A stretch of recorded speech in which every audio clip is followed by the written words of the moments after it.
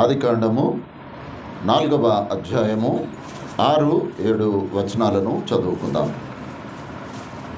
ముఖము చిన్నబుచ్చుకొని ఉన్నావేమి? నీవు సత్క్రియ చేసిన ఎడల తలనెత్తుకొనవా? సత్క్రియ చేయని ఎడల వాకిట పాపము పొంచి ఉండును. నీ ఎడల వానికి వాంఛ కలుగును, నీవు దానిని ఏలుదువనెను. ప్రార్థన చేసుకుందాం. మహోన్నతుడా, కనికరము కలిగిన దేవా, నీకు స్తోత్రము నాయన. నీ కృపలో ఇంతవరకు ఆదరించినందుకు వందనాలు తండ్రి. మీ పరిశుద్ధ లేఖనములలోని ఆశ్చర్యకరమైన సంగతులను మేము ఎరుగునట్లు మా హృదయ నేత్రములను తెరువమని మా ప్రభువును త్వరలో రానయున్న మా యేసుక్రీస్తు ప్రభుల వారి అతి శ్రేష్టమైన నామములో ప్రార్థించి వేడుకొంచుంటున్నాము తండ్రి. ఆమేన్. క్రీస్తునందు ప్రియులారా, దేవుని మహాకృపను బట్టి, దేవుడిచ్చిన ఈ మంచి పరిశుద్ధ దినమును బట్టి దేవునికి వందనాలు చెల్లిస్తూ కూడి వచ్చిన మీ అందరికీ ఈ పరిశుద్ధ దిన శుభములు, ఆశీర్వాదములు తెలియచేస్తూ ఉంటున్నాను. ఆదికాండము 4వ అధ్యాయము కంటే గృహ కూడికలలో నేను ఆదికాండము 3వ అధ్యాయాన్నంతా ధ్యానించాలని నేను ఆశపడ్డా. మొట్టమొదటిగా నాకు కలిగినటువంటి ప్రేరేపణ ఆదికాండము 3వ అధ్యాయం అంతా ఈసారి గృహ కూడికల్లో ధ్యానించాలని అనుకున్నా. ఎందుకో చెప్పగలుగుతారా ఎవరైనా? ఆదికాండము 3వ అధ్యాయానికి ఉన్నటువంటి ప్రత్యేకత ఏమిటి? ఇప్పుడు చదవద్దు, చదివి ఇప్పుడు చెప్పు కాదు. మీరు చదివితే దాని గురించి చెప్పండి. ఇప్పుడు చదివి చెప్తే లాభం లేదు, మనము చదువుతూ ఉంటే దాని గురించి ఉంటుంది కదా. ఆదికాండము 3వ అధ్యాయము ఎక్కడ విడదీసింది అని అంటే, దేవునిని విడదీసినటువంటి అధ్యాయము 3వ అధ్యాయం. ఆదికాండము 3వ అధ్యాయము మానవునికి దేవునికి విరోధమైనటువంటి ఒక అడ్డుగోడ కట్టేసినటువంటిది 3వ అధ్యాయం. పాపము అనేటటువంటిది దేవునికి విరోధమైనటువంటి ఆలోచన కలగచేసినటువంటిది 3వ అధ్యాయము. 4వ అధ్యాయము వచ్చేసరికి త్రోసివేయబడినటువంటి ఆదాము అవ్వలకు కుమారులు కలగడము, ఆ కుమారులు పెద్దవారు కావడము, వారు వ్యవసాయము చేసేటటువంటి వారుగా ఎదగడము మనకు కనబడుతూ ఉంటుంది. ఎక్కడైనా మీరు పరిశుద్ధ గ్రంథాన్ని మీరు చదువుతూ ఉంటున్నప్పుడు ఒక అధ్యాయానికి ఒక అధ్యాయముకు వచ్చేసరికి సుమారు ఒక 50 సంవత్సరాలు 40 సంవత్సరాల చరిత్ర ఉంటుంది కదా.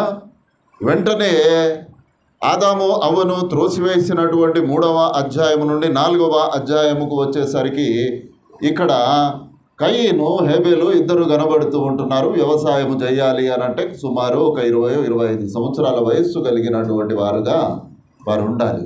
అంటే ఒక అధ్యాయానికి ఇంకొక అధ్యాయానికి వచ్చేసరికి ఒక 30 సంవత్సరాల గ్యాప్ అక్కడ కలిగినట్లుగా మనము చూస్తాం.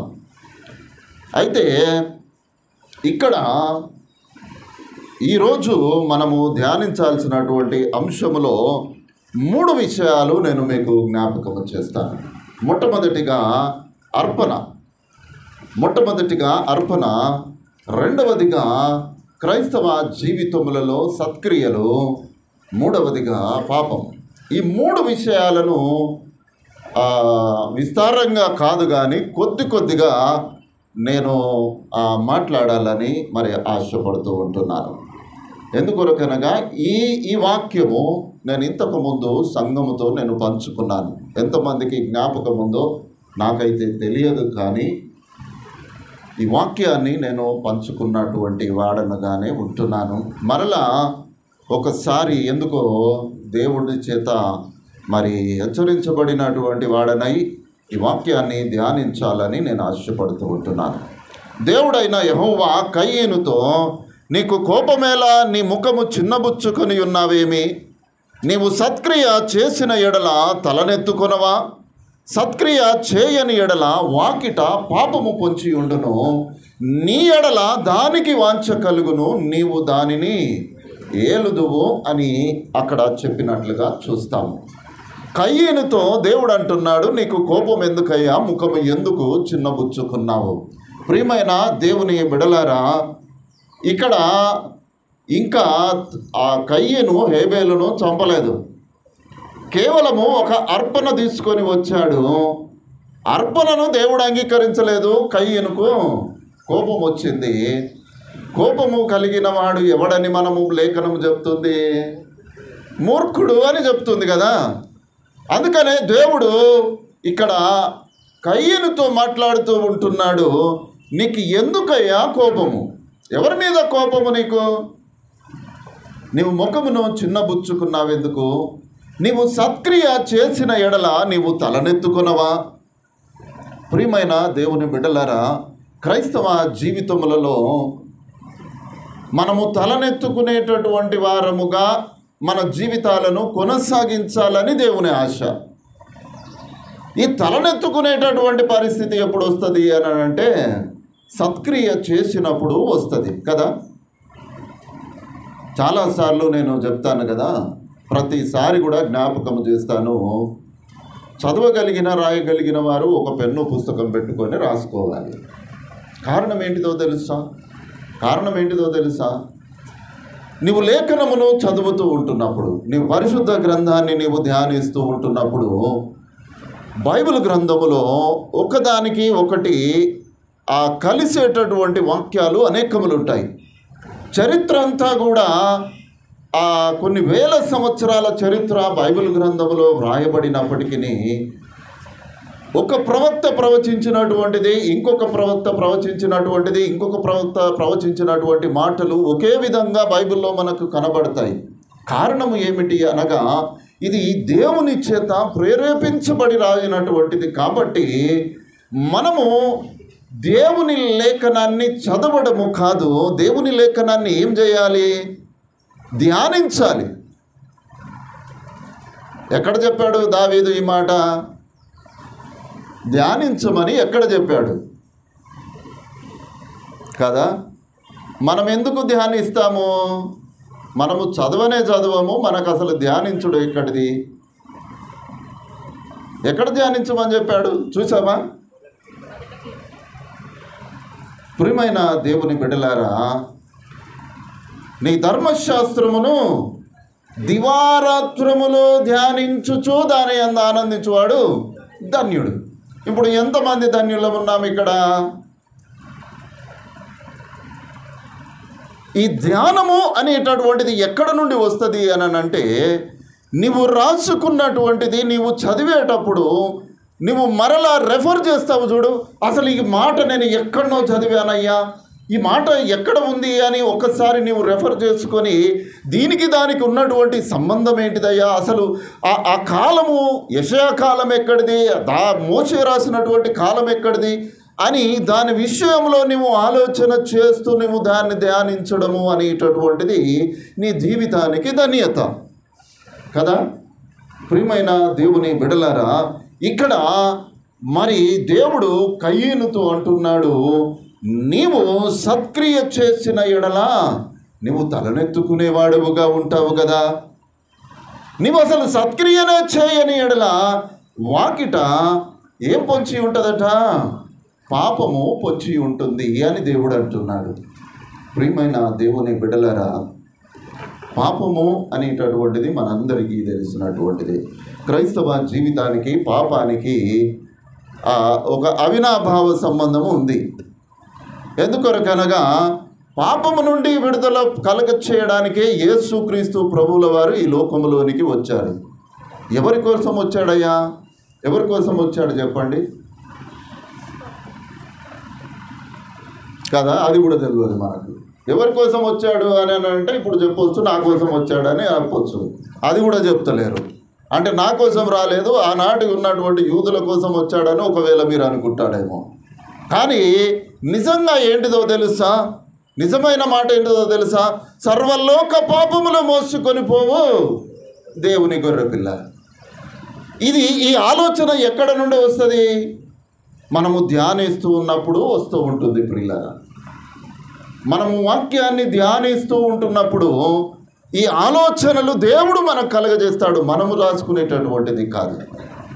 నువ్వు దేవుని లేఖనాన్ని నువ్వు బోధిస్తూ ఉంటున్నప్పుడు కూడా నీవు సిద్ధపడేదానికంటే దేవుడు అద్భుతమైన ఆలోచనలు నీకు కలుగజేసి దేవుని సంఘాన్ని ఆ రోజు ఎవరిని హెచ్చరించాలో నీ మాట ద్వారా దేవుడు హెచ్చరిస్తాడు. అది నీ మాట కాదు, నీవే మాట్లాడతావు, మాట్లాడేది నీవే, కానీ ఆ మాట్లాడేటటువంటి తలంపు మాత్రము దేవుడు కలుగజేస్తాడు. ప్రియులరా, ప్రియమైన దేవుని బిడలారా, ఒకవేళ ఈ దేవునితో ఈ సంబంధము మనకు లేని ఎడల ఏమవుతుందట? మన గుమ్మము ఎదుటనే నిలబడి ఉంటుందట ఎప్పటికీ పాపం.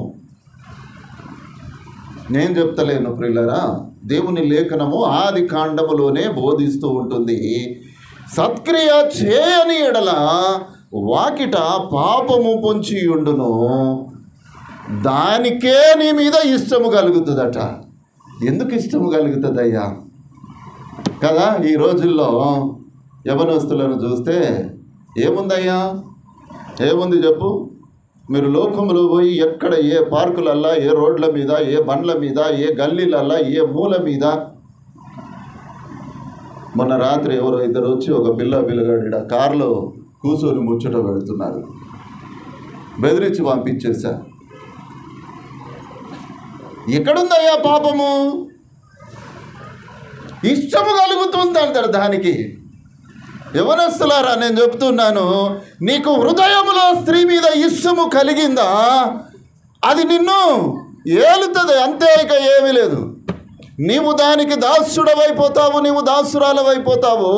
పాపము నీ ఎదుట నిలువబడి నీకు ఇష్టము కలుగజేసే విధంగా ఒకవేళ ఉన్నది నీవు ఇష్టపడ్డావా, దానికి నీవు ఆజమాయిషి ఇస్తున్నావు.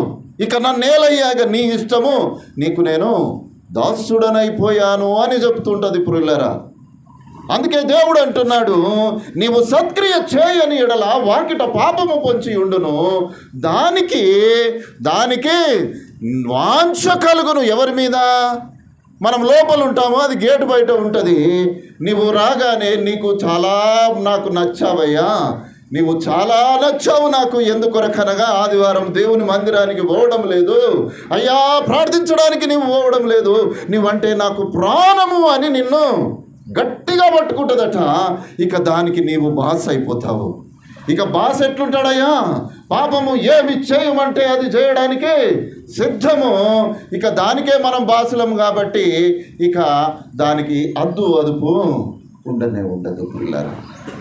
ప్రియమైన దేవుని బిడ్డలారా, ఈ వాకిట పాపము పొంచి ఉండును, దానికి నీ మీద వాంఛ కలుగును అనేటటువంటి మాట ఇంకొక దగ్గర ఉంది. ఎక్కడ ఉంటుందో చెప్పండి? ప్రియమైన దేవుని బిడ్డలారా, ఆదికాండము 3వ అధ్యాయము 16వ వచనాన్ని ఒక్కసారి చదువుకుందాం. ఆయన స్త్రీతో, నీ ప్రయాసమును నీ గర్భవేదనను నేను మిక్కిలి హెచ్చించెదను, వేదనతో పిల్లలను కందువు, నీ భర్త ఎడల నీకు వాంఛ కలుగును, అతడు నిన్ను ఏలునని చెప్పెను. ఇక్కడ అవ్వతో దేవుడు చెప్తుంటున్నాడు, అయ్యా అమ్మా తల్లి, నీ భర్త ఎడల నీకు వాంఛ కలుగును, ఆదాము నిన్ను ఏలును అని సెలవిచ్చాడు. కారణం ఏంటిదో తెలుసా ప్రియులారా? స్త్రీ పాపమునకు లొంగిపోయింది కాబట్టి దేవుడు స్త్రీ మీద పురుషునికి అధికారం ఇచ్చాడు. లేకపోతే ఈ అధికారం ఉండేది కాదు ప్రియులారా, ఈ అధికారము ఉండేటటువంటిది కాదు. వాంఛ, కోరిక అనేటటువంటిది ఎంత భయంకరమైనటువంటిది అని అంటే, మన పక్కన ఎప్పుడు పాపము నడుస్తూనే ఉంటుంది. మనం ఎప్పుడు తప్పిదము చేస్తామా, మన మీద దానికి ఇష్టము కలిగేటటువంటి ఆలోచన విధానముతో మనము ముందుకు కొనసాగకూడదు అనేటటువంటి విషయాన్ని దేవుడు జ్ఞాపకము చేస్తూ ఉంటున్నాడు.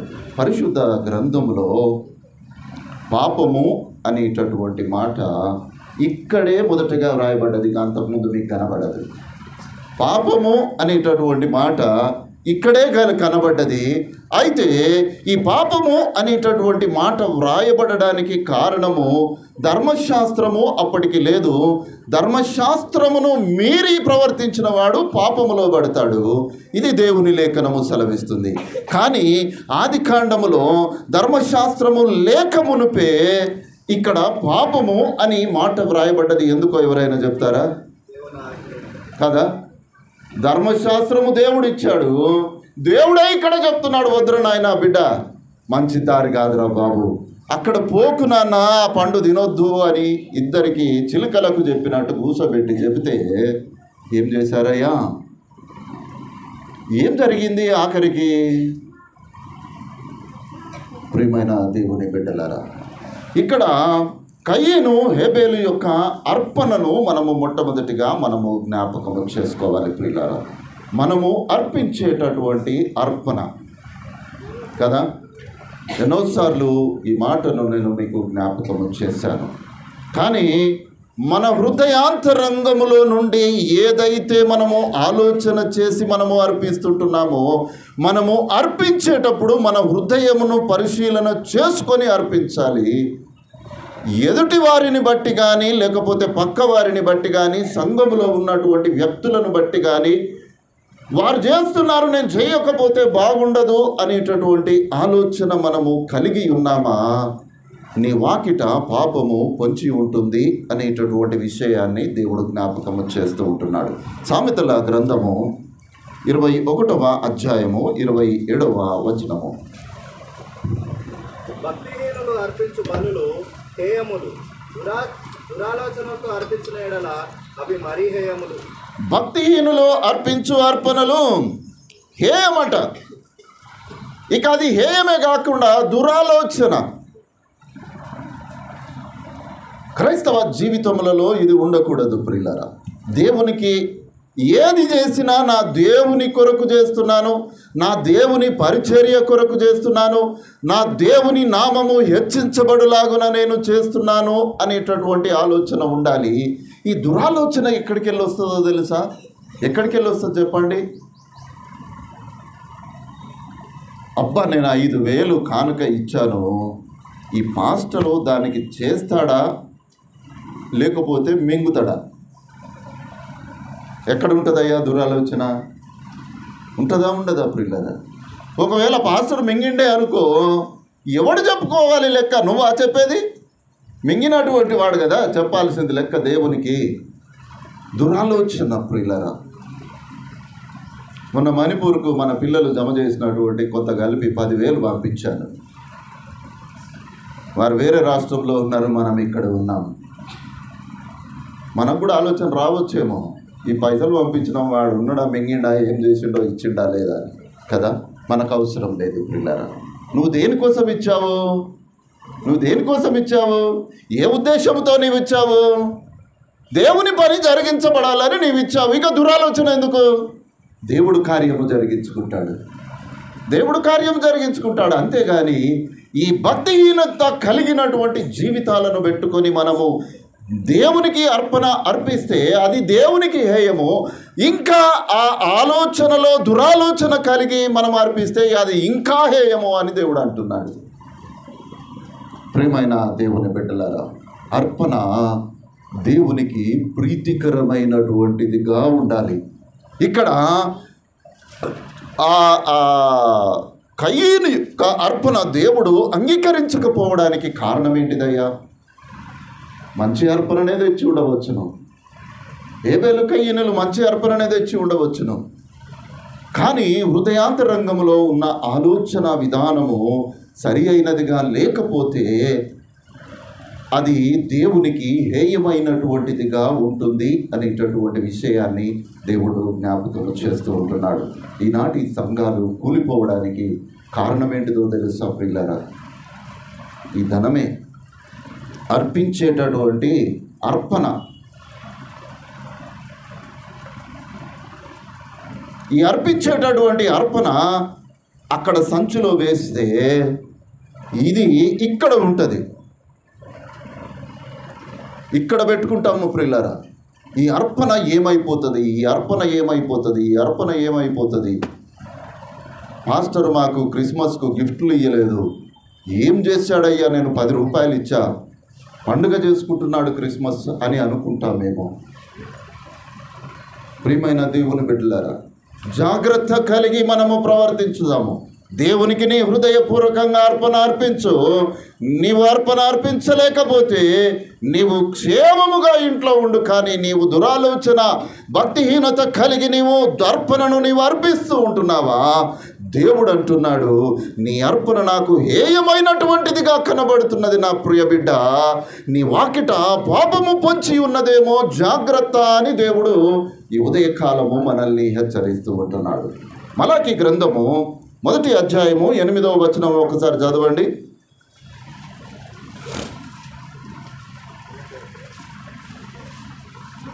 తీసుకొని బలిగా అర్పించిన ఎడల అది దోషము కాదా? కుంటిదైన దానిని, రోగము గల దానినైనను అర్పించిన ఎడల అది దోషము కాదా? అట్టి వాటిని నీ అధికారికి నీ ఇచ్చిన ఎడల అతడు నీకు దయచూపున, నిన్ను అంగీకరించిన అని సైన్యములకు అధిపతి యెహోవా అడుగుచున్నాడు. 13వ వచనం చదవమ్మా. అయ్యో, ఎంతో ప్రయాసమని చెప్పి ఆ బలను తృణీకరించుచున్నారని ఆయన సెలవిచ్చుచున్నాడు. ఇదే సైన్యములకు అధిపతి యెహోవా వాక్కు.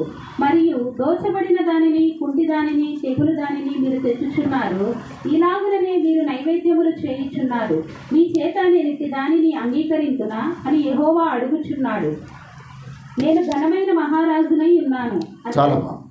ఇక్కడ గుడ్డిదారిని తీసుకొని వచ్చి బలిగా అర్పించిన ఎడల దోషము కాదా? కుంటిదానినైనను, రోగము గల దానినైనను అర్పించిన ఎడల అతడు నీకు దయ చూపున. నేను చాలాసార్లు చెప్పాను, నా దగ్గర అవి వేరే బుక్కులో ఉన్నాయి. ఇప్పటికీ ఇంత కట్ట ఉన్నది, చినిగిపోయిన నోట్లు. ఇంతకుముందు ఇంత కట్ట ఉండే, అది ఎక్కడికో పంపిస్తే వాడు ఆ పైసలలో ఇంకా కొన్ని పైసలు తీసుకొని వేరే నోట్లు ఇచ్చారు. కారణం ఏంటిదో తెలుసా ప్రియులారా?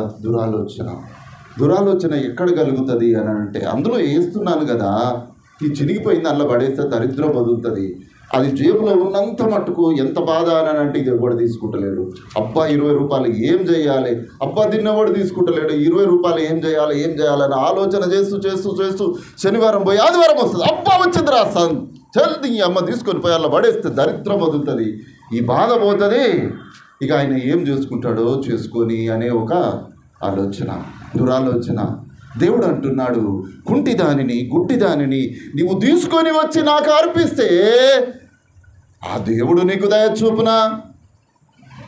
చూపిస్తాడా ప్రియులారా? దేవుడు ఏమంటున్నాడు? శ్రేష్టమైనటువంటి దానిని.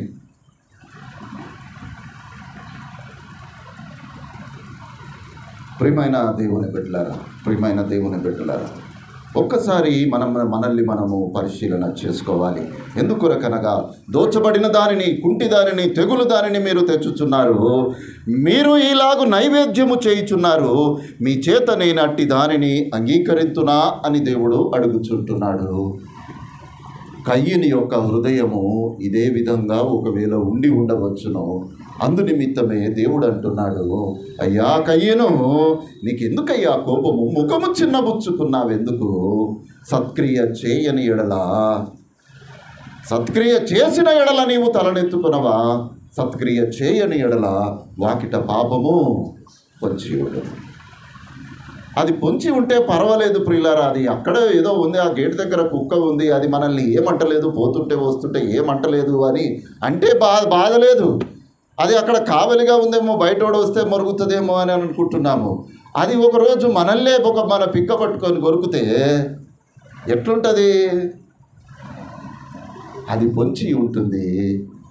అది మనల్ని పట్టుకున్నప్పుడు మనము దానికి దాసులము కాదు, మనము బాసులమైపోయి ఇక దాని ద్వారా అనేక కార్యములను చేయడానికి మనల్ని మనము ప్రోత్సహించుకుంటాము. ప్రియులారా, దేవునికి అర్పణలో హృదయ శుద్ధి లేక నీవు ప్రార్థన ఒకవేళ చేస్తూ ఉంటున్నావేమో. చూడండి, యోబు గ్రంథము 5వ అధ్యాయము మొదటి 2 వచనాలు చూడండి. నీవు మొదలెట్టిన ఎడల నీకు ఉత్తరమియ్యగలవాడు ఎవడైనాను నుండునా? పరిశుద్ధ దూతలతో ఎవరి తట్టు తిరుగుదువు? దౌర్భాగ్యమును గూర్చి ఏడ్చుట వలన మూఢులు నశించెదరా? బుద్ధి లేని వారు అసూయ వలన చచ్చెదరు. కాబట్టి నీవు మొరలిడినను నీకు ఉత్తరమియ్యగలవాడు ఎవడైనా ఉండునా? మొరలిడుతున్నాము, ప్రార్థన చేస్తూ ఉంటున్నాము, సమస్తము చేస్తూ ఉంటున్నాము. అయితే నీకు ఎవడయ్యా జవాబిచ్చేది? పరిశుద్ధ దూతలలో ఎవడైనా వచ్చి నీకు సమాధానం ఇస్తాడా? లేకపోతే ఆ దూతల ఎదుట నీవు కనపరుచుకోవడానికి నీవు ఇష్టపడుతూ ఉంటున్నావా? దౌర్భాగ్యమును గురించి ఏడ్చుట వలన మూఢులు నశించెదరు, బుద్ధి లేని వారు అసూయ వలన చచ్చెదరు అంటున్నారు. దేని గురించి ఏడుస్తున్నాము ప్రియులారా?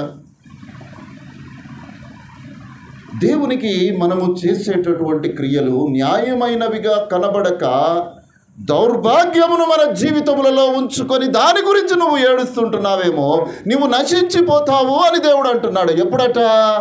నువ్వు ప్రార్థన చేస్తుంటున్నగానే నిన్ను నశింపజేస్తాను అని దేవుడు అంటున్నాడు. నేను చెప్పడం లేదు ప్రియులారా. యోబు గ్రంథం 5వ అధ్యాయము మొదటి 2 వచనాలు మనతో మాట్లాడుతూ ఉంటున్నాయి. నీవు దేవుని ఎదుట పాపము లేని వాడవుగా, నీతిమంతుడవుగా నీవు కనబడక నీవు మొరలిడుతున్నావా? అసలు నీకు ఉత్తరం ఇయ్యగలవాడు ఎవడయ్యా? దౌర్భాగ్యమును గురించి నీవు ఏడ్చుట వలన ఏమైతామట? నశించిపోతాము అని అంటున్నాడు. ప్రార్థన చేసి రక్షింపబడాలి కానీ ప్రార్థన చేసి నశించిపోవడం ఏంటిదయ్యా? ప్రియమైన దేవుని బిడ్డలారా, హృదయ శుద్ధి గలవారు ధన్యులు. ఏమవుతుందట? వాళ్ళు దేవుని ముఖాన్ని చూస్తారట ప్రియులారా. ఈ ధన్యత కొరకు మన జీవితాల్లో మనము ప్రయాస కలిగినటువంటి వారముగా మనము ఉండాలి అనేటటువంటి విషయాన్ని దేవుడు జ్ఞాపకము చేస్తున్నాడు. కీర్తనకారుడు అంటాడు, ఆయన నీ నైవేద్యములన్నిటినీ జ్ఞాపకము చేసుకొనుగాక, నీ దహన బలులు అంగీకరించునుగాక అని కీర్తనకారుడు ఆ 20వ కీర్తనలో ఆయన మాట్లాడతాడు. ప్రియులరా, మన అర్పణ దేవునికి అంగీకారమైనటువంటిదిగా ఉండాలి అనేటటువంటి విషయాన్ని జ్ఞాపకము చేస్తూ ఉంటున్నాను. ఈ అర్పణ నీవు అర్పించేటప్పుడు ఇక్కడ తలంపు నీవు రానియద్దు. ప్రియమైన దేవుని బిడ్డలారా, రెండవదిగా సత్క్రియ. ఎఫెసీలకు రాసిన పత్రిక 2వ అధ్యాయము 10వ వచనం. మరియు వాటి యందు మనము నడుచుకోవాలనని దేవుడు ముందుగా స్థిరపరిచిన సత్క్రియలను చేయుటకై మనం క్రీస్తు యేసునందు సృష్టింపబడిన వారమై ఆయన చేసిన పని అయి ఉన్నాం. అసలు మనము దేని కొరకు సృష్టించబడ్డామో ఇక్కడ పౌలు గారు మనతో మాట్లాడుతున్నాడు. దేని కొరకు సృష్టించామట దేవుడు మనల్ని? దేని కొరకు మనము సృష్టించబడ్డామయ్యా? దేవుడు అంటున్నాడు, మరియు వాటి యందు మనము నడుచుకొనవలెనని ముందుగా సిద్ధపరిచిన సత్క్రియలు చేయుటకై మనము క్రీస్తు యేసునందు సృష్టించబడిన వారమై ఆయన చేసిన పని అయి ఉన్నాము. దేని కొరకు మనము సృష్టించబడ్డాము? లేఖనము స్పష్టంగా మాట్లాడుతుంది ప్రియులారా. మనమే దాన్ని అర్థం చేసుకోము. లేఖనము ఎప్పుడు స్పష్టంగా ఉంటుంది. దేవుడు అంటున్నాడు, నిన్ను సత్క్రియలు చేయడానికే నిన్ను పుట్టించానయ్యా అని అంటున్నాడు దేవుడు. నీకు రక్షణ అనుభవము కలగజేశాడు అని అంటే నీవు సత్క్రియ చేయవలసిన వారవుగానే నీవు ఉండాలి అని దేవుడు అంటున్నాడు. దేవుడు ముందుగా సిద్ధపరిచిన సత్క్రియలు చేయుటకు మనము క్రీస్తు యేసునందు సృష్టించబడిన వారము. ఎంత స్పష్టంగా పౌలు గారు మాట్లాడుతున్నారు ప్రియులారా. ప్రియమైన దేవుని బిడ్డలారా, సత్క్రియ చేయడము అని అంటే నిన్న వాట్సాప్లో ఒక మెసేజ్ వచ్చింది. నేను మెసేజ్ చదువుతూ ఉంటున్నప్పుడు మన సంఘ బిడ్డలే ఒకరు పంపించారు. నేను అప్పుడే ఈ వాక్యానికి సిద్ధపడుతున్నాను. వాట్సాప్ మెసేజ్ చూస్తే ఏంటంటే ఎక్కడో కాలేజీలో ఫ్రీ సీట్ ఇస్తున్నారు, దయచేసి ఇది అన్ని గ్రూపులకు పంపించండి. ఇది సత్క్రియ. ఇదేనా సత్క్రియ? అన్ని గ్రూపులకు పంపిస్తే సరే, ఎవరో ఒకరు చూస్తారు, ఎవరో ఒకరు లాభపడతారు, పర్వాలేదయ్యా. నేను వాట్సాప్ గ్రూప్లో ఒక ఫోన్ పెట్టుకొని దాన్ని చూసుకుంటూ ఒక గ్రూప్లో ఒక మెసేజ్ ఫార్వర్డ్ చేసి, అబ్బా నేను ఫార్వర్డ్ చేసిన మెసేజ్తోని చాలామంది సంతోషపడుతున్నారని నువ్వు ఆనందిస్తున్నావా? ఇదేనా సత్క్రియ?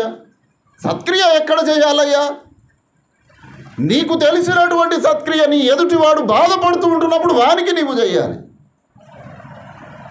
మన పొరుగింట్లో ఒక పేదవాడు ఉన్నాడయ్యా, వానికి ఫీజు కట్టి చదివి, ఇది సత్క్రియ. నీ ఇంటి ముందుకు ఒక బిచ్చగాళ్ళు లేకపోతే అన్నం లేనటువంటి వాళ్ళు నీ ఎందుకు వచ్చారు, ఇంట్లో అన్నం వేడి అన్నం కూర వండి వానికి పెట్టు, అది సత్క్రియ. అంతేగాని గ్రూపుల్లో మెసేజ్లు ఫార్వర్డ్ చేసి మనం ఇంట్లో కూర్చొని నేను సత్క్రియ చేశాను అని అంటే దేవుడు ఇష్టపడే సత్క్రియ అది కాదు ప్రియులారా. దేవుడు అంటున్నాడు, ముందుగా దేవుడు సిద్ధపరిచినటువంటి సత్క్రియలు. ఏం సత్క్రియలు చెప్పండి? నేను ఆకలి కొంటిని, నాకు భోజనం పెట్టలేదు, నేను వస్త్రహీనుడనై ఉంటేనే నాకు వస్త్రములు ఇవ్వలేదు, నేను చెరసాలలో ఉంటేనే నన్ను చూడరాలేదు, ఇంకా చెప్తాడు కదా మత్తయి సువార్తలు అన్నీ. నేను రోగినై ఉంటని, నాకు ప్రార్థన చేయడానికి రాలేదు, నన్ను దర్శించడానికి రాలేదు, నేను చెరసాలలో ఉంటని, మీరు నన్ను చూడడానికి రాలేదు, నన్ను పలకరించడానికి రాలేదు. దేవుడు ఏ సత్క్రియలు సిద్ధపరిచాడు? ఇవన్నీ సత్క్రియలు ముందుగానే సిద్ధపరిచి, అయ్యా లోకము వీటిని చెయ్యదయ్యా, నువ్వే చెయ్యాలి అని దేవుడు నిన్ను ఏర్పరిచి ముందుగా ఇక్కడికి పంపించాడు. మనమేమో వాట్సాప్ గ్రూపులలో మెసేజ్లు ఫార్వర్డ్ చేసుకుంటూ అబ్బా వాడు ఇక ఎంతోమంది ఒక 30-40 మంది నా వాట్సాప్తోని బాగుపడిపోయారు అని మనం ఆలోచన చేస్తూ ఉంటాము ప్రిల్లరా. అది కాదు ప్రిల్లరా, అది పంపిస్తే పంపించండి, కానీ సత్క్రియ మన హృదయాంతరంగములో నుండి మన ఎదుట కనబడే వారికి మనము చేయాలి అనేటటువంటి విషయాన్ని దేవుడు జ్ఞాపకము చేస్తూ ఉంటున్నాడు. మన సంఘములో అనారోగ్యము చేత ఉన్నారు, నీవు పోయి దర్శించి ప్రార్థన చేయకపోతే లాభం ఏంటిదయ్యా? నీ పొరుగువాడు నీ సంఘములో ఉన్నటువంటి నీ సహోదరుడు క్షేమకరమైన పరిస్థితుల్లో లేడు, నీవు పోయి వారి ప్రక్కన నీవు నిలువబడకపోతే నువ్వు ఏ విధంగా సత్క్రియ చేసిన వాడు అవుతావు? దేవుడు అదే అంటున్నాడు, మనము క్రీస్తు యేసు నందు సృష్టించబడ్డాము సత్క్రియలు చేయడానికి. రెండవదిగా తిమోతి రాసిన మొదటి పత్రిక 6వ అధ్యాయము 19వ వచనము. వాస్తవమైన జీవములు సంపాదించుకున్న నిమిత్తము రాబో కాలములకు మంచి పునాది తమ కొరకు వేసుకొనుచు మేలు చేయువారును సత్క్రియలలోను ధనము గలవారును ఔదార్యము గలవారును తమ ధనములో ఇతరులకు పాలించువారునై ఉండవలనని వారికి ఆజ్ఞాపించుము. ఎవరికి ఆజ్ఞాపించమంటున్నాడయ్యా? ఎవరికి? మన పక్కింటోగా ఎవరికి? సత్క్రియ అనుభవము గలవారును ఔదార్యము గలవారును తమ ధనములలో ఇతరులకు పాలిచ్చువారునై ఉండాలని ఆజ్ఞాపించుము అని అంటున్నాడు. తమ ధనము ఏ ధనమయ్యా? ఇట్లా మనము కష్టపడి సంపాదించిన ధనములో నీ పొరుగు వారికి ఒక 10 రూపాయలు ఇచ్చావా, అది ఆశీర్వాదం. ప్రియమైన దేవుని బిడ్డలారా, చూడండి ఎందుకొరకు మనము ఈ ధనము ఈ విధంగా మనము చేయాలి సత్క్రియ అని అంటే, పేతురు రాసిన మొదటి పత్రిక 2వ అధ్యాయము 12వ వచనము మనతో ఏం మాట్లాడుతుందో మనము చూద్దాం.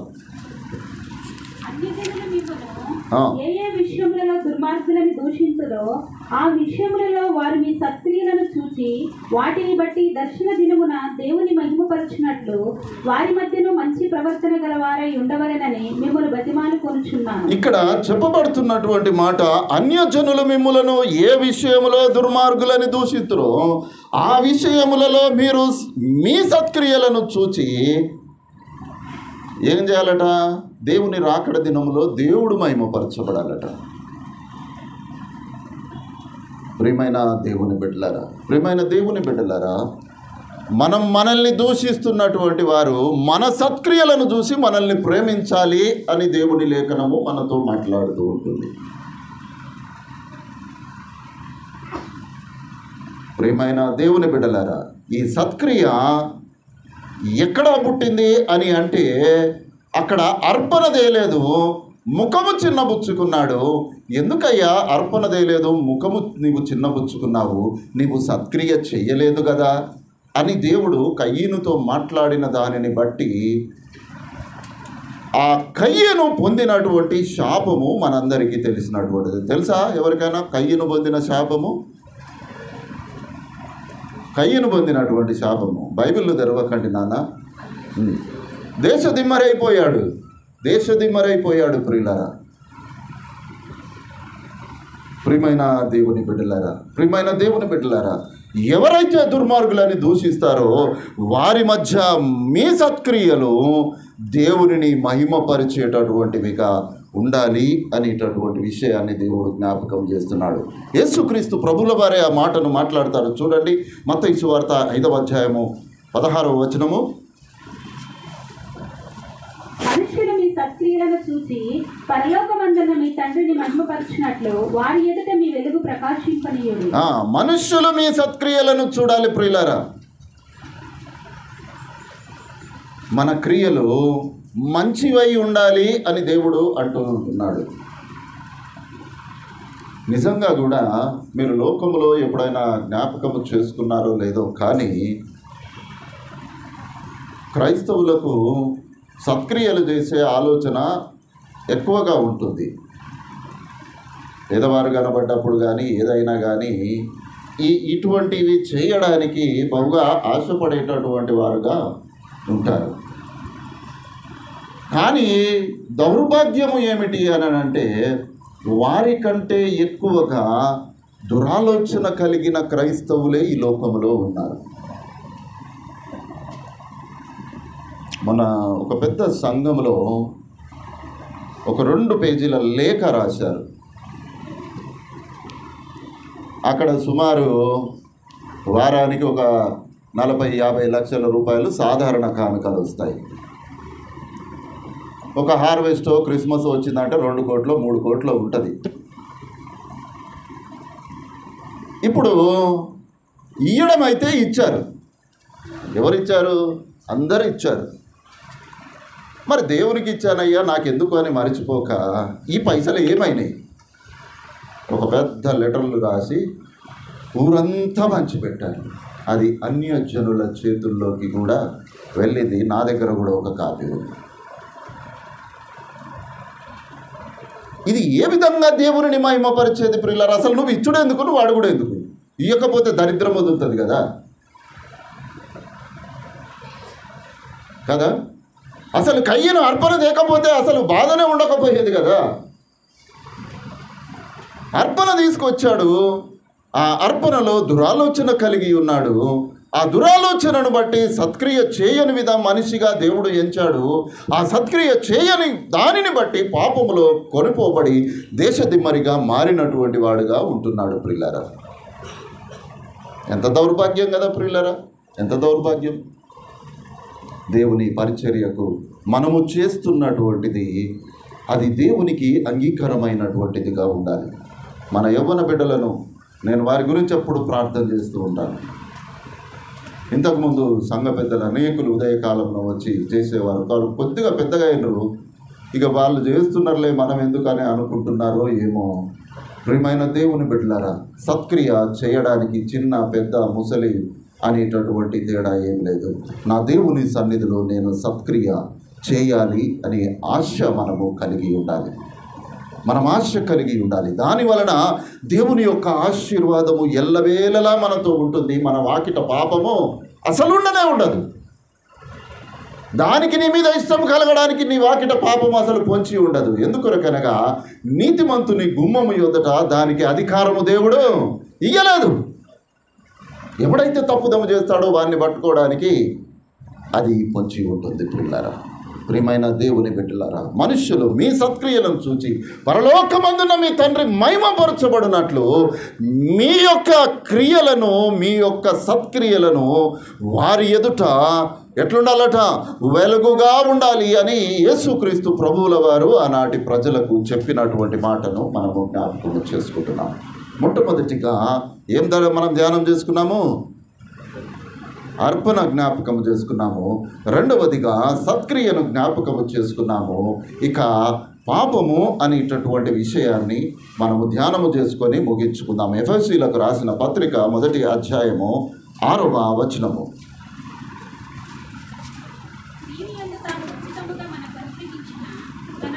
మహిమకు కీర్తి కలుగునట్లు తన చిత్త ప్రకారమైన దయా సంకల్పము చొప్పున యేసుక్రీస్తు ద్వారా తనకు కుమారులుగా స్వీకరించుటకై మనలను ముందుగా తన కోసము నిర్ణయించుకొని మనము తన ఎదుట పరిశుద్ధులమును నిర్దోషులమునై ఉండవలనని జగత్తు పునాది వేయబడక మునిపే ప్రేమ చేత ఆయన క్రీస్తులో మనలను ఏర్పరచుకొనెను. ఇక్కడ మరలా ఏర్పరచుకొనెను అనే మాట కనబడుతూ ఉంటుంది. మొట్టమొదటిగా అక్కడ సత్క్రియలను చేయుటకు దేవుడు మనల్ని ఏర్పరచుకున్నాడు. ఇక్కడ దేని కొరకు ఏర్పరచుకున్నాడో తెలుసా? మనము తన ఎదుట పరిశుద్ధులము నిర్దోషులముగా ఉండవలెనని జగత్తు పునాది వేయబడక మునుపే ప్రేమ చేత క్రీస్తులో మనలను ఏర్పరచుకున్నాడు. ఎట్లా ఏర్పరచుకున్నాడయ్యా? ఎందుకొరకు ఏర్పరచుకున్నాడు? మనము పరిశుద్ధులముగా ఉండాలి, నిర్దోషులముగా ఉండాలి, సత్క్రియలు చేయువారముగా ఉండాలి అని దేవుడు అసలు భూమికి పునాది వేయక మునుపే నిన్ను ఏర్పరచుకున్నాడట. అప్పటికి నీవు ఇంకా సృష్టించబడలేదు, కానీ దేవుని ప్రణాళికలో నీవు ఉన్నావు. ఇక్కడ కూర్చున్నటువంటి నీవు దేవుని ప్రణాళికలో ముందుగానే నీవు ఉన్నావు. అందుకోసమనే జగత్తు పునాది వేయబడక మునుపే దేవునికి ఒక ప్రణాళిక ఉంది, ఒక ఆలోచన ఉంది. ఆ ఆలోచనలో నుండే నీవు సృష్టించబడ్డావు, బాప్తిసం పొందుకున్నావు, దేవుని యొక్క మందిరములో ఒక సంఘముగా ఏర్పరచబడి నీవు కూర్చున్నావు. ఇది దేవుని యొక్క ప్రణాళిక ప్రియులారా. కాబట్టి మనము పరిశుద్ధులము, నిర్దోషులము, సత్క్రియ చేయువారముగా ఉండాలి. ఎందుకొరకనగా మనము అందుకోసమే దేవుడు మనల్ని ఎన్నుకున్నాడు అని దేవుని లేఖనము సెలవిస్తుంది. మనము ఆ విధంగా ఉండక ఎట్లుంటున్నాము? సంఖ్యాకాండము 32వ అధ్యాయము 23వ వచనము. మీరు అట్లు చేయని యెడల యెహోవా దృష్టికి పాపము చేసిన వారగుదురు గనక మీ పాపము మిమ్మల్ని పట్టుకొనును అని తెలుసుకొనుడి. ఎట్లా పట్టుకుంటుందయ్యా? గట్టిగా పట్టుకుంటుంది కదా. యాకోబు ఏం చేశాడు? ఆశీర్వాదము పొందగోరి అసలు కాళ్ళు పట్టుకొని ఇడవలేదట. విడిచిపెట్టిండా? ఆశీర్వాదం వచ్చేదాకా విడిచిపెట్టలేదు. పాపము కూడా అంతే ప్రియులారా. అట్లు చేయని ఎడల ఏమవుతుందట? మీ పాపము మిమ్మను పట్టుకోను. ప్రియమైనటువంటి దేవుని బిడ్డలారా, నూతన నిబంధన వచ్చేసరికి ఆజ్ఞ వచ్చింది. అయితే పాపము ఆజ్ఞను హేతువు చేసుకొని సకల విధములైన దురాశల నాయందు పుట్టించెను. ధర్మశాస్త్రము లేనప్పుడు పాపము మృతము అని ఆ అపోస్తలుడైన పౌలు గారు అంటారు. పాపము ఆజ్ఞను హేతువు చేసుకొని సకల విధములైన దురాశలను నాయందు పుట్టించను. ఇప్పుడు వాకిట పాపం ఉందయ్యా, అది ఏం చేస్తుంది? అవ్వను ఏం చేసింది? చూపుకు ఎట్లుందట? ఒక చెఫ్, ఇంగ్లీష్ చెఫ్, ఆయన ఏం చెప్తాడు అని అంటే, వంటలు చేస్తారు కదా ఇంట్లో, స్త్రీలు చేస్తారు, పురుషులు చేస్తారు, ఎవరైనా చేయనియండి భోజనం చేయడానికి. వంటనట ముందు కళ్ళతో భుజించాలట. ఎందుకు తెలుసా? అసలు నువ్వు చూస్తే అది నీకు తినబుద్ధి అవుతుందా లేదా నీ మెదడుకు సంకేతాలు పంపి అది బాగుంటుందేమో ముందు దాన్ని టేస్ట్ చేయమని అది మనల్ని ప్రేరేపిస్తూ ఉంటుంది. అందుకనే వంట ముందు దేనికి నచ్చాలి? నోటికి కాదు, కంటికి నచ్చాలి కదా. వంట కంటికి నచ్చితే అప్పుడు భోజనం చేసేటప్పుడు మనకు రుచికరముగా ఉంటుంది ప్రియులారా. ఇక్కడ ఈ సకల విధములైనటువంటి దురాశలు ఏంటి అవి? తల్లిదండ్రులు వద్దు అని అంటారు, నేను పోతా అని అంటాను కదా. స్కూల్కు నాన్న బిడ్డ అని అంటే స్కూల్ ఎగ్గొట్టి సినిమాకు పోతారు. ఈ విధంగా ఏదో ఒకటి ఆడ పోస్టర్ మంచిగా కనబడ్డదయ్యా, ఆ సినిమాకు పోతే బాగుంటుందేమో అని ఆట పరిగెత్తుతాను. ఏం చేస్తుందయ్యా? కన్ను దురాశను పుట్టిస్తూ ఉంటుంది. పాపము దేన్ని హేతువు చేసుకుంటుందట? ఆజ్ఞను హేతువు చేసుకుంటుంది. ఆజ్ఞను హేతువు చేసుకోవడానికి కారణం ఏంటిది అని అంటే, దేవుడు వద్దు అంటున్నాడు. ఆదాముతో అన్నాడు, అయ్యా మొత్తము నువ్వు అన్నీ నీయే, సమస్తము నీయే, ఒక్కటి వదిలిపెట్టు అన్నాడు. ఆజ్ఞ కదా. ఏదైతే వద్దంటామో దాని విషయంలోనే మనుషులకు ఎక్కువ ఆసక్తి. ముందు అది చూసినాక దీని సంగతి ఏందో చూద్దామని అనుకుంటారు. ఇక ఏమవుతుంది? ఆఖరికి కలిగేటటువంటిది ఏంటిది? పౌలు గారు అంటున్నారు, ధర్మశాస్త్రము లేనప్పుడు పాపము మృతము. అసలు దానికి ఏమీ లేదు, ఆజ్ఞ లేదు కాబట్టి పాపము మృతమైనటువంటిదిగా ఉన్నది. కానీ మనము ఆజ్ఞను హేతువు చేసుకొని పాపము మనల్ని దురాశల వైపు నడిపిస్తూ ఉంటుంది. కాబట్టి క్రైస్తవ జీవితము దురాశకు దూరముగా ఉండుడి, గనుక మీ పాపములు మిమ్మును పట్టుకొని బంధించి పాపములోనే మనల్ని నిలువబెట్టడానికి మనల్ని ప్రోత్సహిస్తూ ఉంటుంది పిల్లల. అందుకు యాకోబు పత్రిక 1వ అధ్యాయం 14-15 వచనములలో అక్కడ ప్రతివాడును అనేటటువంటి మాటతో ప్రారంభిస్తున్నాడు. చూడండి,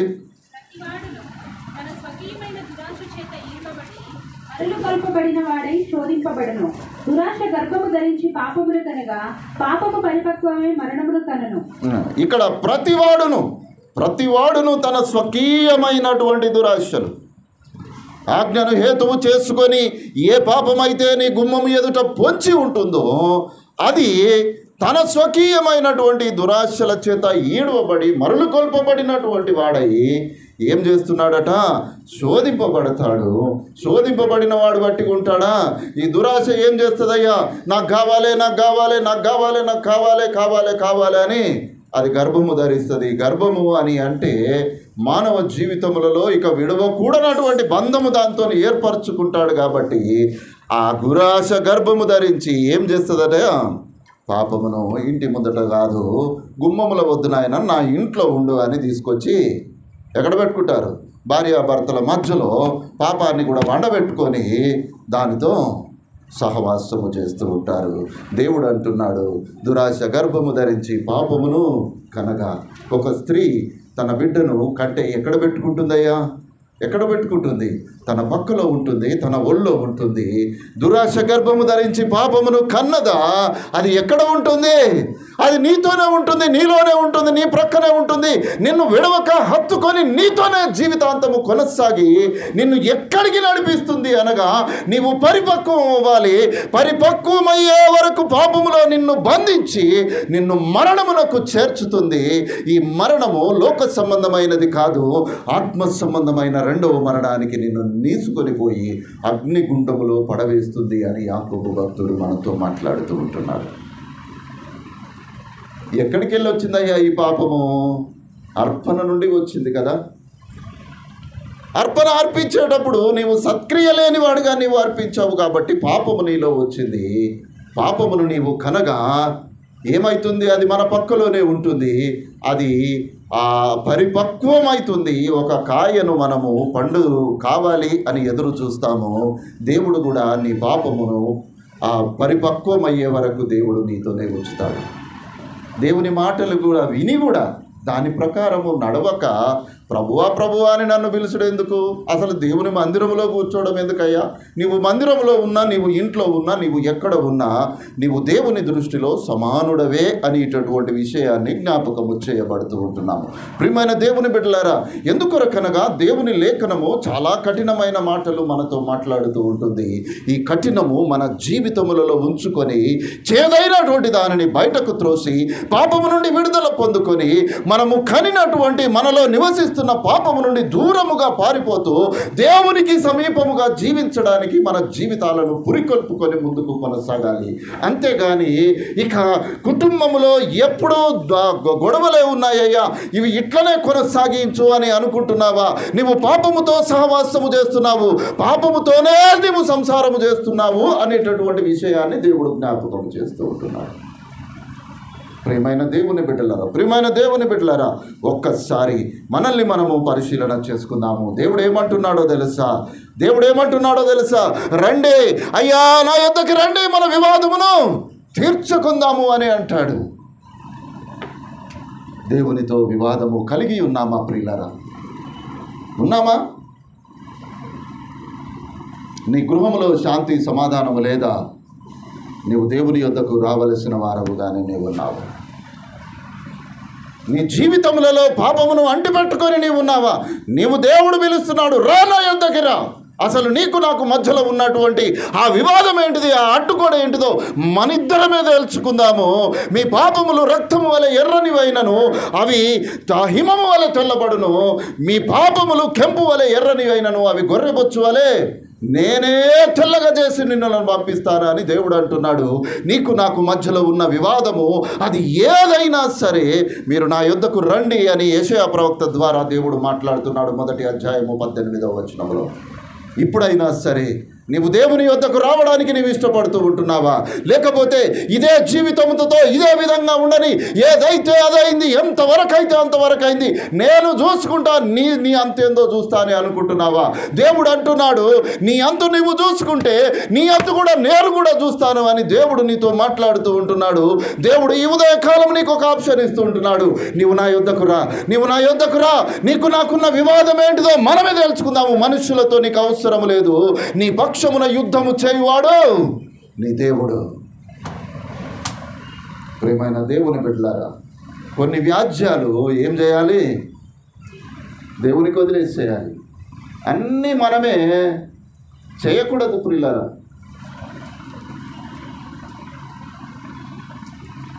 ప్రియమైన దేవుని బిడ్డలారా, మా బాబు కోసం ఒక షాపు బైబిల్ బుక్ స్టోర్ పెడుతున్నామని చెప్పాం కదా.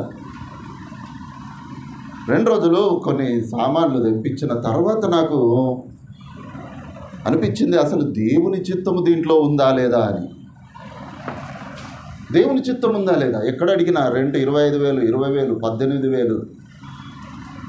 నేను ఆ రోజు ఉదయకాలం మరలా మోకాల్లోనే నేను ప్రార్థన చేసుకున్నాను. ప్రభువా, ఇంతవరకు జరిగిన నష్టము పోతే పోని, ఇది సంపూర్ణమైన నష్టము, నీ చిత్తము లేకపోతే నన్ను దీని నుండి ఇప్పుడే విడుదల కలగజేసేయి, ఇక దాని జోలికి నేను వెళ్ళను, నీ చిత్తం అయితే నాకు బయలుపరచుము అని ప్రార్థన చేసుకొని కూర్చున్నా. బాబు ఇంటికి వచ్చాడు. రాంపల్లి చౌరస్తాలో 4,000 కిరాయికి షట్టర్ దొరికింది. ఎవరైనా ఆశ్చర్యపడతారు. నిన్న పాస్టర్లు వచ్చారు ఇద్దరు నాకు. షాపు ఎట్లయింది అయ్యగారు, దొరికిందా అని అంటే, దొరికింది నాన్న, రెంట్ ఎంత అంటే 4,000 అన్నా. అన్నా నువ్వెంత అదృష్టవంతుడు. నేను కాదు నాయన, నా దేవుడు గొప్పవాడు, ఆయన చేసే కార్యములు అద్భుతమైనటువంటివి. 4,000కు ఒక ఇల్లే దొరుకుతలేదు. ఒక సెంటర్లో 4,000కు ఒక కిరాయి షట్టర్, కమర్షియల్ షట్టర్ దొరకడము ఆశ్చర్యము ప్రియులారా. అది దేవుని కార్యము అని దేవుడు నాకు ఆ విధంగా దేవుడు బయలుపరిచాడు. కాబట్టి సమస్తము మన మీద భారం వేసుకోవద్దు, కొన్ని దేవుని మీద భారం వేసేయాలి. ఇదిగో నా సమస్త భారములు నీ మీద వేస్తున్నాను, నువ్వు ఏది చెప్తే దాని ప్రకారము నేను నడవడానికి సిద్ధంగా ఉన్నానయ్యా అని మనం ఆయన మీద భారము వేయాలి. కాబట్టి ప్రియమైన దేవుని బిడ్డలారా, మనము పరిశుద్ధమును దేవునికి అనుకూలమైనటువంటి సజీవ యాగముగా మన శరీరములను సమర్పించుకోవడానికి ఆయన సన్నిధిలో నిలువబడి ఉండాలి ప్రియులారా. ఎందుకో తెలుసా ముగింపుగా ఒక మాట చదువుకొని ముగించుకుందాం. యాకోబు రాసిన పత్రిక 5వ అధ్యాయము 8, 9 వచనాలు. ప్రభువు రాక సమీపించుచున్నది గనుక మీరును ఓపిక కలిగి ఉండుడి, మీ హృదయములను స్థిరపరచుకొనుడి. సహోదరులారా, మీరు తీర్పు పొందుకొను నిమిత్తము ఒకరి మీదనొకడు సనుగుకొనకుడి. ఇదిగో న్యాయాధిపతి వాకిట నిలిచి ఉన్నాడు. ప్రభువు రాక సమీపించుచున్నది గనక ఓపిక కలిగి మీ హృదయములను ముందుగా స్థిరపరచుకోండి. హృదయాలను స్థిరపరచుకుందాము ప్రియులారా. అది సత్క్రియ చేయడము కానీ, మనం అర్పించే అర్పణ కానీ, మన జీవితంలో ఉన్న పాపము విషయమైనా కానీ మనము ఓపిక కలిగి దేవుని తట్టు చూస్తూ మన హృదయాలను సిద్ధపరచుకోవాలి. ఎందుకో తెలుసా? గుమ్మం ఎదుట ఏముందట? పాపముంది. గుమ్మం ఎదుట ఎవరున్నారట? దేవుడు కూడా ఉన్నాడట. నువ్వు ఎవరు పిలిస్తే వాళ్ళే వస్తారు. నువ్వు సత్క్రియ చేయని ఎడల నీ వాకిట పాపము పొంచి ఉండును అని దేవుడు సెలవిస్తూ ఇక్కడ అంటున్నాడు, ఇదిగో న్యాయాధిపతి నీ వాకిట నిలిచి ఉన్నాడు. నీకు పాపము కావాలా, నీ దేవుడు కావాలా, నీవే కోరుకోవాలి. నాకు దేవుడు వద్దు, నాకు పాపము వద్దు అని ఒకవేళ అనడానికి ఆస్కారము లేనే లేదు ప్రియులారా.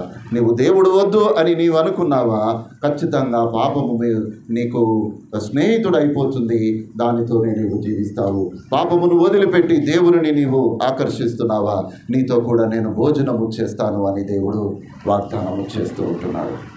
ఒకసారి మనల్ని మనము పరిశీలన చేసుకుందాము. దేవుడు అంటున్నాడు, మీకు మేలు కలుగునని నీతిమంతులతో చెప్పుము అని దేవుడు సెలవిస్తూ ఉంటున్నాడు.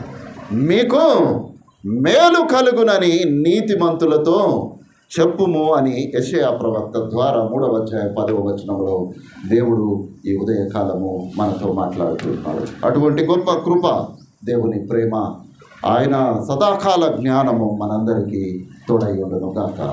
ఆమేన్.